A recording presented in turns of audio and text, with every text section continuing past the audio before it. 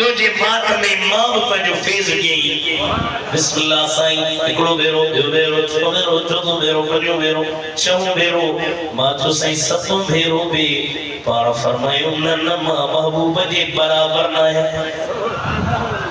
पर शीर चयो त न नबी साईं खां अली साईं जो शान मथे आहे चओ नऊज़ बिल्लाह ज़ोर सां चओ नऊज़ बिल्लाह किताब में लिखियल हुन जे बक़ौल त हज़रत जिब्रील आयो थे अली दे पर भुलजी पियो वो नबी से हलियो पियो वो एड़न अमीदन वार खां खुदा बचाए अली छा थो चए मां नबी जे बराबर न आहियां दस्तगीर उन मंजिल ते पहुतो जो पाण फरमायो ही मुझो कदम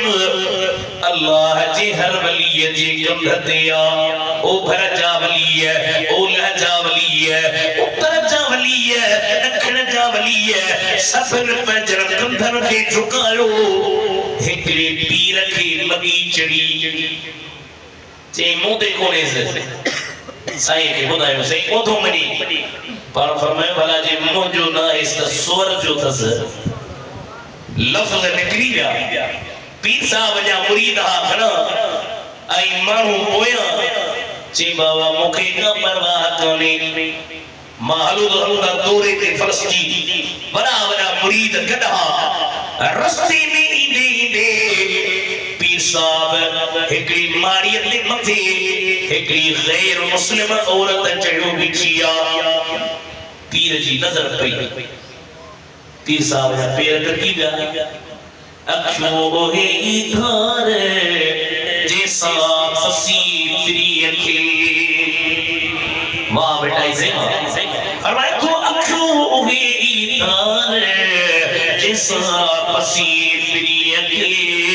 साईं मेरे इन निहार सजन री सारा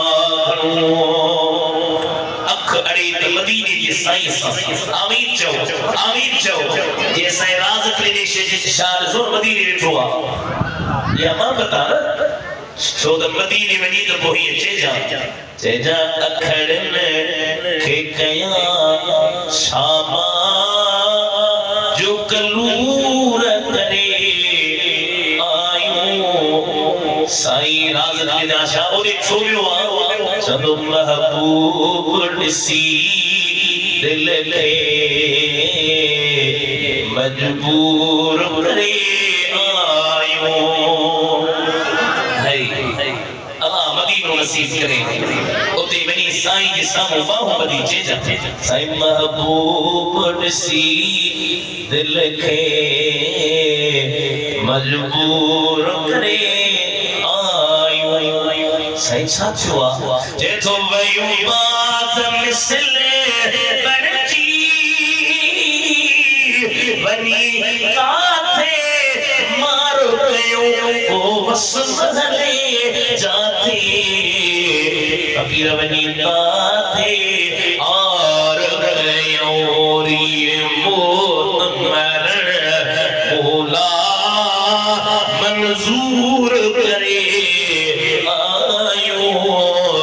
हथड़ी जो महबूब ॾिसी दिल खे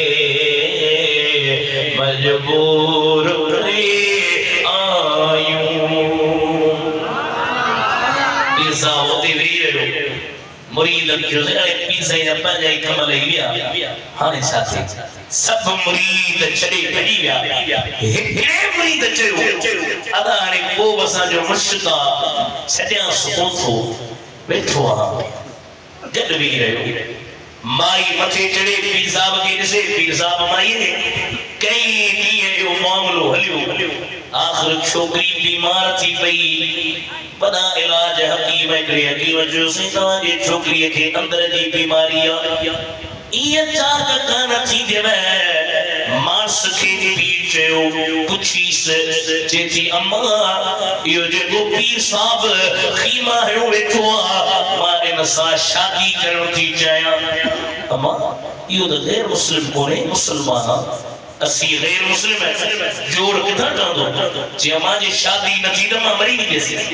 पीछे भला बुराया पी साहब मां तो के पंहिंजी छोकरी ॾियां वठंदी चीज़े मां त वर खयो वेठो आहे बदाने हिम्मत कर यानी ईअं त कोन्हे जो बकरी आहे जो मां तोखे ॾेई छॾियां असां खां घुर करण अच रिश्तो वठण अच